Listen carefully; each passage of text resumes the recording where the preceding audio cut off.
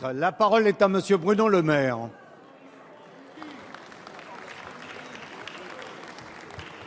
Monsieur le Président, Monsieur le Premier ministre, ce qui nous rassemble ici, c'est le même amour de la nation française et c'est notre volonté d'offrir le meilleur à nos enfants.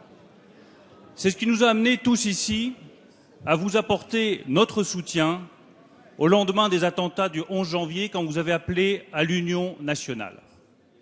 Et c'est ce qui amène aujourd'hui 234 parlementaires de la droite et du centre à exprimer leurs profondes inquiétudes sur la réforme du collège et des programmes. Nous tous ici, nous sommes convaincus, Monsieur le Premier ministre, que l'excellence est le produit du mérite et que l'excellence doit rester au cœur de l'école de la République.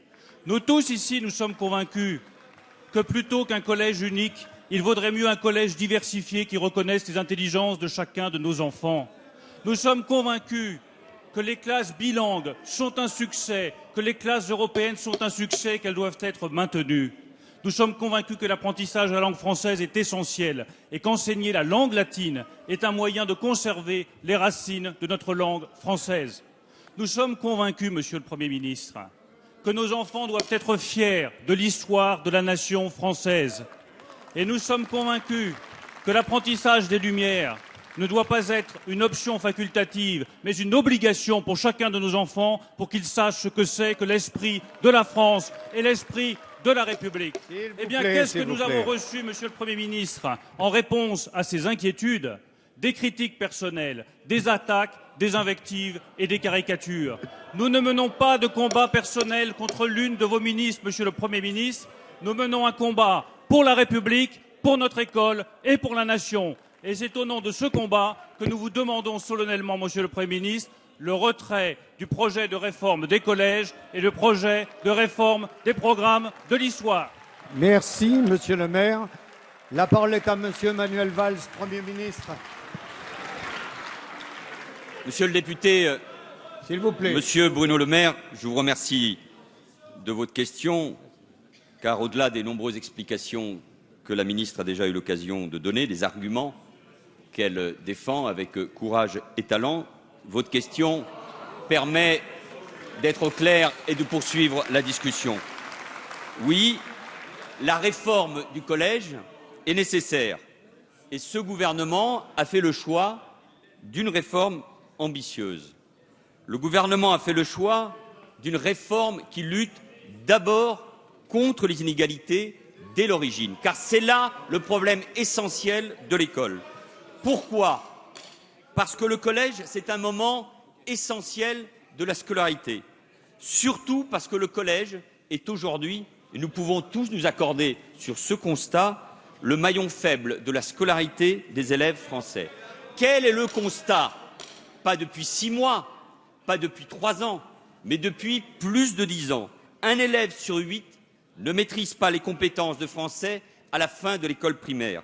1 sur 4 à la fin du collège. Une telle réalité, puisque vous parlez d'unité nationale, ne peut satisfaire personne, ni les élèves, bien sûr, ni les parents d'élèves, ni les enseignants, dont je veux ici, une nouvelle fois, saluer l'engagement quotidien. Qui peut se satisfaire donc d'un collège qui ne prépare pas suffisamment bien nos enfants à l'avenir? Qui peut se satisfaire d'un collège où les inégalités entre les enfants et les territoires se creusent? Qui peut se satisfaire, Monsieur le maire, d'un collège qui aggrave les difficultés scolaires, surtout dans les disciplines fondamentales, celles que vous évoquiez? Personne. Alors oui, il faut réformer, et cela nécessite de l'engagement, du courage et des moyens. Et parce que l'éducation est notre priorité, nous avons donné ces moyens à l'école. C'est pourquoi le budget de l'éducation nationale est redevenu, sous la présidence de François Hollande, le premier budget de la nation. Monsieur le maire, pour interroger, c'est votre droit, pour questionner, pour interpeller, pour y compris demander le retrait d'une réforme, il faut cependant revenir sur votre bilan. Et quel est votre bilan? La suppression de près de 80 000 postes en 5 ans. Après ces 5 années, nous avons redonné à l'école les moyens de ses missions. Sur les 60 000 créations de postes prévues sur le quinquennat, Nous en avons déjà réalisé 35 200. Et votre bilan, monsieur le maire, parce que je crois que vous avez été ministre, il est simple. Moins de professeurs et vous avez saccagé, vous avez détruit la formation des enseignants que nous avons remis en place. Moins de moyens, plus d'inégalités.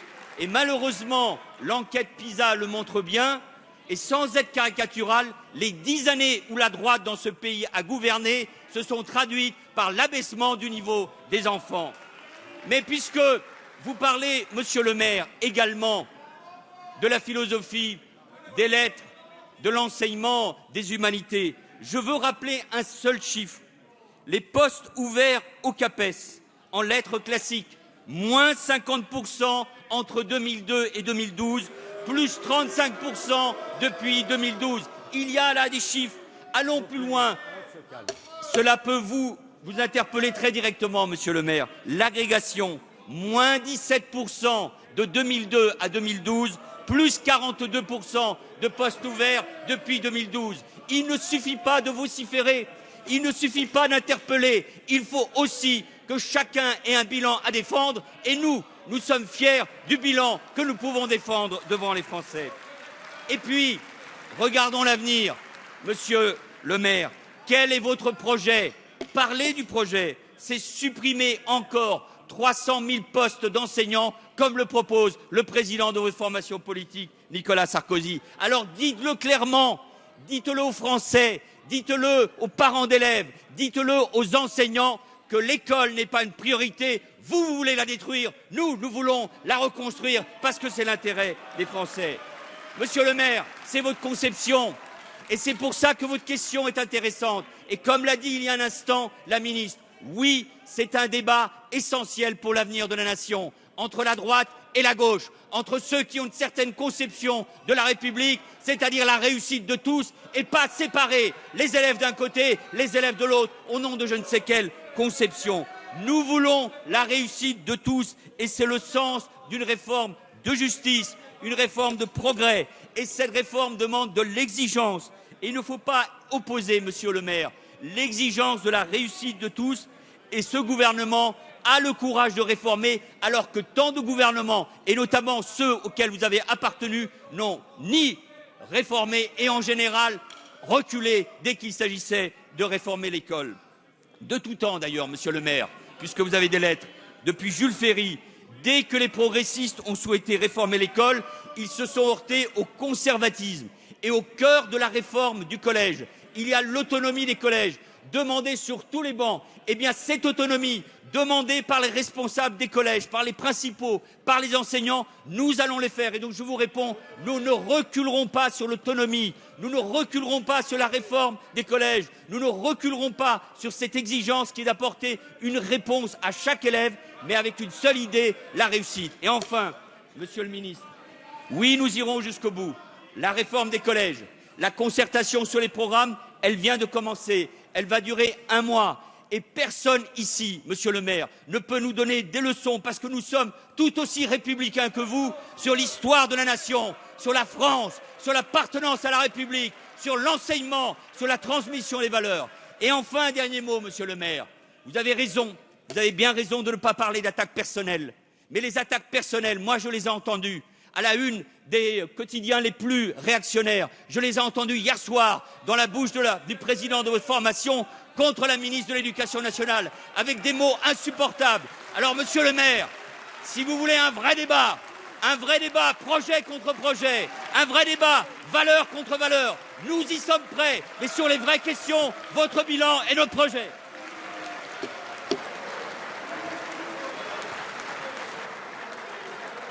Merci, monsieur le Premier ministre.